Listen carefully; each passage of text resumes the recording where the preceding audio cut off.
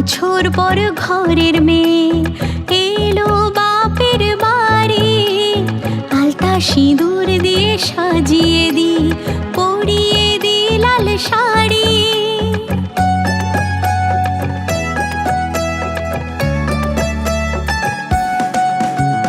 একটা বছর পর ঘরের মেয়ে এলো বাপের বাড়ি, আলতা সিঁদুর দিয়ে সাজিয়ে দি, পরিয়ে দি লাল শাড়ি।